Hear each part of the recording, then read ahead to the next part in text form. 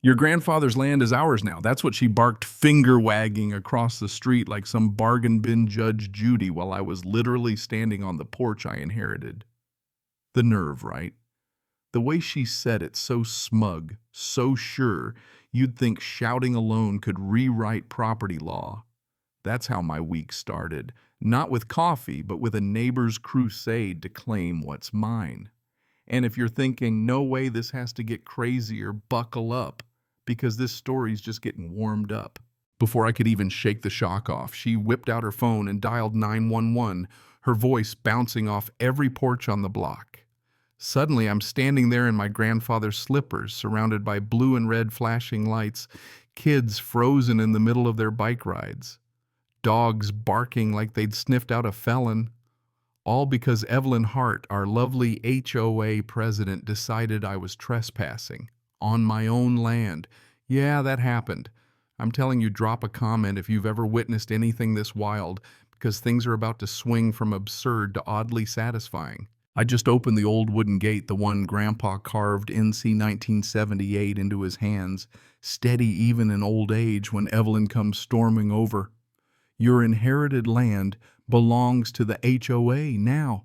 She's got that shrill, over-caffeinated tone that says she's never actually read a law book, but will happily quote community rules at you until the cows come home. I stopped, cold heart pounding. What documents? Grandpa died last year, never a word about any transfer. But Evelyn stood there, hands on hips, like she was the queen of Deed Mountain. Now, I'm no legal rookie.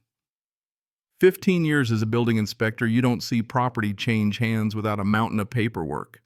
But Evelyn just kept doubling down, announcing, "We've got community expansion records on file at the county." She's waving her arms like she's conducting some HOA symphony, the neighbors all watching from their porches. Even Mrs. Thompson next door is whispering by her picket fence like the whole block's tuning in for the morning soap opera. And sure enough, Evelyn dials 911 again for good measure, telling the dispatcher someone's blocking access to claim territory. She never says my name, just keeps repeating claim to legal entry, like if she says it enough, it'll stick. This woman must practice in the mirror. 15 minutes later, here comes Deputy Aaron Blake parking his cruiser between Evelyn's sparkling sedan and Grandpa's old Chevy. He steps out, cool as you please. I hand him the deed. Grandpa's will, the probate papers, all notarized, stamped, ironclad.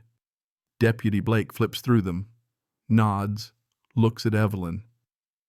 "Ma'am, do you have any documentation showing this property was transferred to the HOA?" She falters, tries to recover.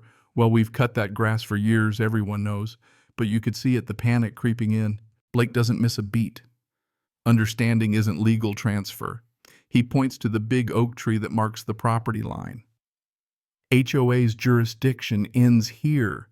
No services past this tree. Even the mower tracks back up my story grass is always taller past the line, just like Grandpa liked it. You can't fake those kind of details.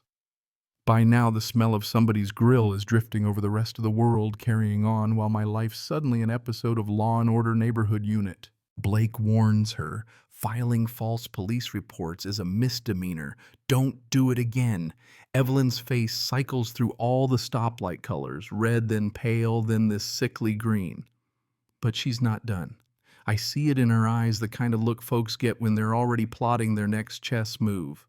The very next morning, I find a welcome basket on my porch. Cookies, flowers, and an official-looking bill, $75 a month for services I never requested. HOA violation fees, parking enforcement, paint color approvals. I almost laughed. It felt more like ransom than hospitality. The letterhead looked sharp, but the charges, total nonsense. It's like getting a bill from the fire department for a fire you never had. So I walk over to Martha Green tending her roses, her garden. A work of art. Martha, has the HOA ever done a thing for this property? She doesn't even blink. Not in 30 years. Your granddad always handled everything private. Trash, snow, all of it. He picked this lot to stay free from HOA headaches. That checks out. Grandpa was meticulous. The man read contracts for fun. I start mapping the lines like I used to do for city inspections. HOA trash bins stop at post 3. The streetlights end there too. The sidewalk's edges tell the same story. The boundary is clear as daylight and always has been. Later, a local contractor fixing shutters nearby chimes in he's worked around here since '08. HOA contracts end at post 3. Beyond that, folks handle it themselves. 2 systems, 2 bills. Been that way as long as I remember. Just more proof Evelyn's bluffing. But her confidence bothers me. No one calls the cops, starts a campaign, unless they think they've got at least something to stand on. That afternoon, a letter lands in my mailbox, thick envelope, lots of stamps, lawyer letterhead, threatening a lien for unpaid HOA fees. The letter quotes city code, but the kicker is the laws they cite actually prove my point, not hers. It's all smoke and mirrors. And then the rumors start. Neighbors avoiding my eye whispers in the mailbox crowd. One woman finally comes up. Evelyn says you're planning to sue the HOA that you want to destroy our property values with loopholes. She's got that panicked look of someone caught between 2 bad options. She said you're using grandfather clauses to dodge the rules. The irony's so thick I could pave my driveway with it. My own granddad literally set these boundaries. The grandfather clause was written in oak and sweat. I walk over to the oak tree, running my hand over the old survey nail.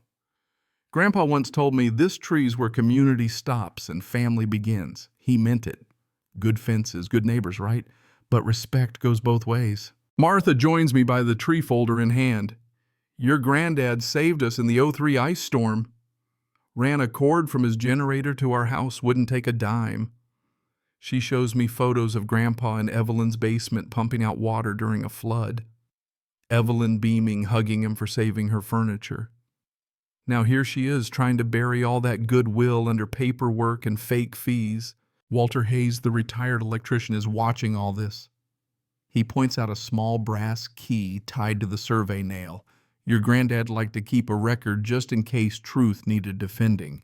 The key's old but solid, clearly meant for a box or safe.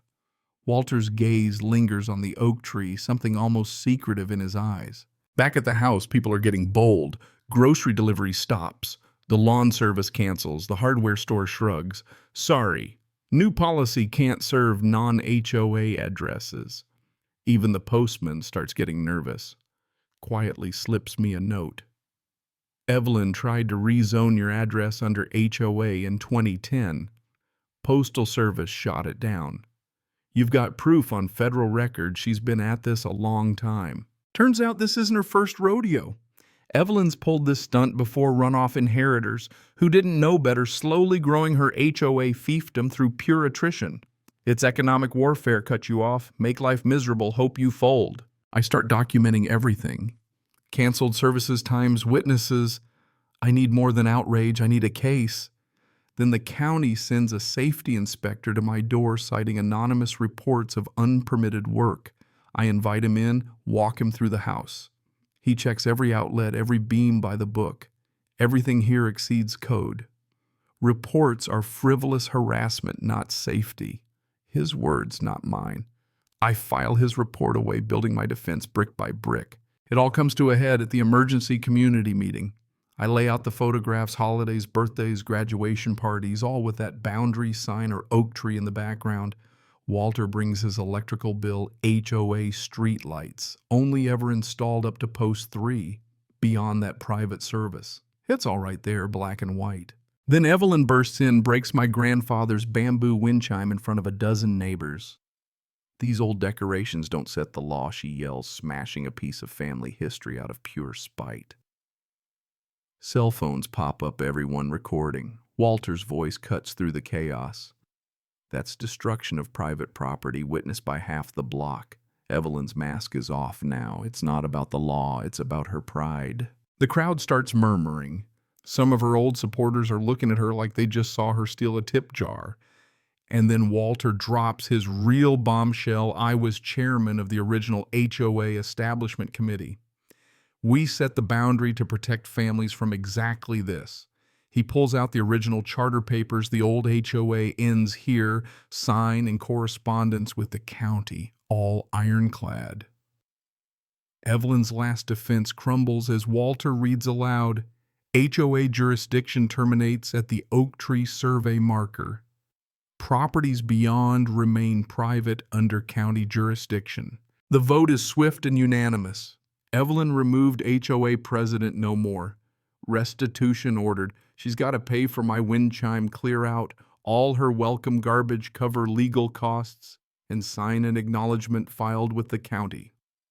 The crowd cheers as we hang a new sign, HOA ends here East 2005, confirmed 2024. Walter helps me rehang the wind chime, the sound rolling through the evening air like an old friend come home. You know what sticks with me most? Not the conflict, not the drama, but the reminder that truth, when documented and respected, doesn't have to shout. It just waits out the noise, steady as an oak tree, until justice rings out clear for everyone to hear. So here's my question to you. Where do you draw your boundaries, and how far would you go to defend what's right? Drop your thoughts below, share your own story, or just tell me where you're tuning in from. If this hit home, leave a kind word or hit that thanks button. And may your neighbors stay sane and your fences stay strong.